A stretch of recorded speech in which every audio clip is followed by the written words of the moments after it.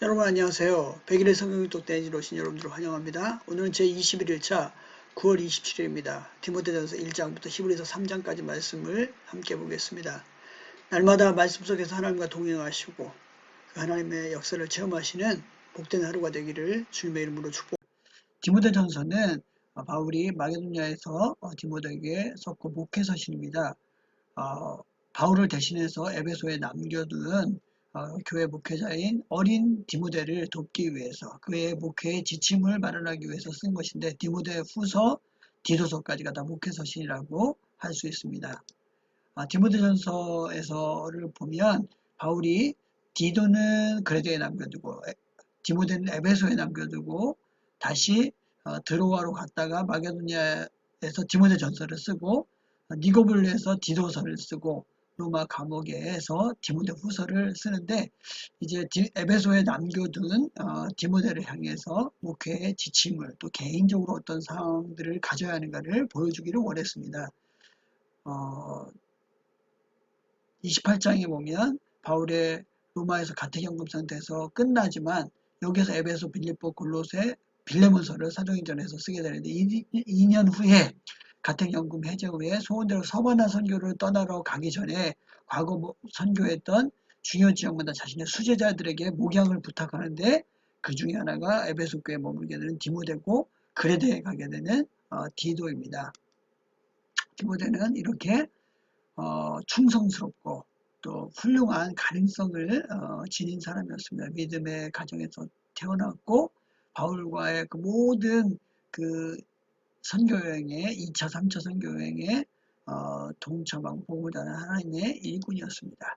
바울은 자신이 3년 동안 심혈을 기울여 개척했던 에베소 교회가 이단의 위협과 교회 안에 리더십의 부재로 어렵다는 이야기를 듣고 이것을 바로잡기 위해 이제 디모데를 보냈고 또 영적인 리더십을 지키기 위해 이 편지를 보낸 것입니다. 디모데전서를 보면 1장에서는 정통 교리를 사수하고 또 중보기도와 여성의 덕에 대해서 교리와 예배에 관한 내용을 1, 2장에 다루고 3, 4장에서는 재직과 목회자에 관한 내용, 5, 6장에서는 평신도에 관한 내용을 다루고 있습니다.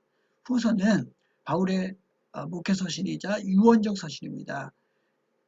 그가 다시 가택연금 상태에서 풀려나서 서바나로 가서 또 이제 드로아까지 갔다가 로마 군인에게 체포되게 되는데 네로 박해 때 이제 기독교인들이 로마에 화재를 일으켰다고 하는 죄목을 다 뒤집어 쓰고 죽게 되는데 이제 거기에 괴수로 주동자로 바울이 방화범의 주동자로 잡혀서 감옥에 있으면서 마지막 죽음을 앞두고 디모데에게 한 편지가 디모데 후서입니다. 그래서 이 서신을 읽다 보면 죽음이 임박했다는 것을 알게 되고 또 여러 사정에 의해서 자기의 선교팀이 와야 됐다는 것, 그런 상황에서 그리운 사람에게 편지를 보내고 있고 내게로 오라고 이야기하고 있습니다.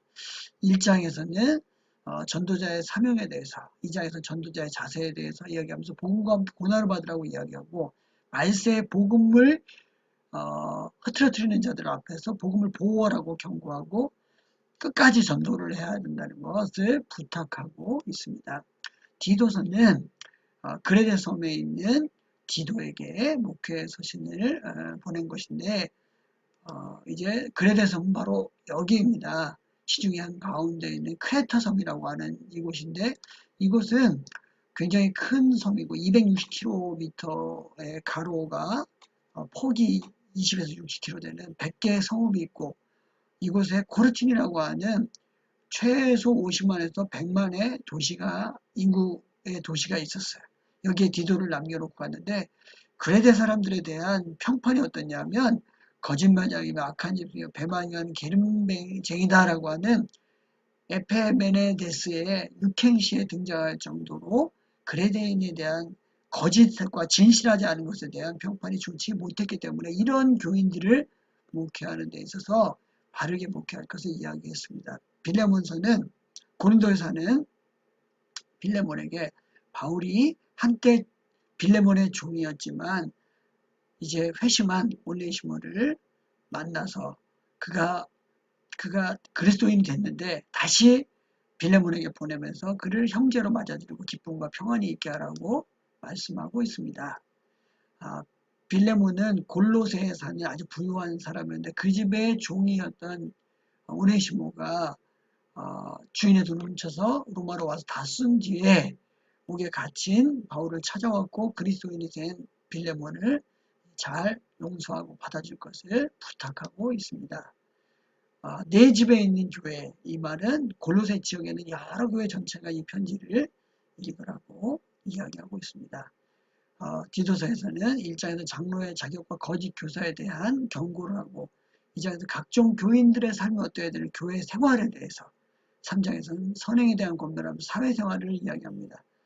빌레몬서에서는 용서와 사랑에 대한 이야기가 등장합니다. 히브리서에서는 너는 저자와 장소가 미사이고 60년대 말, 즉 박해가 가장 극심했을 때라고 생각하고 유대계 그리스도인들에게 그리스도의 우월성에 대해서 이야기하고 있습니다. 환란 가운데서 기독교와 유대교 사이에서 갈등하는 신자들에게 신앙의 우월성, 기독교의 우월성, 그리스도의 우월성을 보여주기 위한 서신서라고도 하고 또한 구약의 레위기에 대한 신약의 해설이라고 할 정도로 이제 구약의 표본으로 보여준, 모델로 보여준 그것에 대해서 이제 실제로 나타난 것이 무엇인가를 잘 해설해주고 있습니다.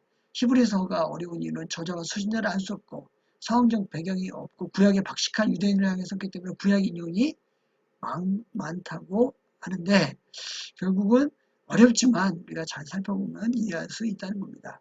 저자와 수신자를 고의로 기록하지 않았을 가능성이 있다고 하는데 왜냐하면 박해가 너무 심해서 그것을 나타낼 필요가 없었을 것이고 디모데의 형편을 잘 아는 바울 일행의 저작일 수도 있을 것이다라고 이야기하고 있습니다. 히브리서에 보면 우월하신 그리스도 1, 2장은 천사보다 3, 4장은 선지자나 모세보다 5, 7장은 제사장보다 8장부터 10장은 율법보다 우월하시고 또 그 그리스도를 믿는 우리들이 믿음의 생활에 본이 되신 그리스도를 따라가야 된다는 것을 말하고 있습니다. 본문을 보면 1장에서 천사보다 우월하신 그리스도, 그 그리스도가 낮아지셨는데 높아지시고 3장에서는 모세보다 우월한 그리스도를 말씀하고 있습니다. 성경은 우리에게 성경이 주어지는데 이 성경이 무엇을 위해 주어집니까? 모든 성경은 하나님의 감동으로 된 것으로 교훈과 책망과 바르게 함과 의로 교육하기에 유익하다고 말씀하고 있습니다. 이 성경을 통해서 저와 여러분이 변화되고 새로워지고 달라지는 귀한 하루가 되기를 주님의 이름으로 축복합니다.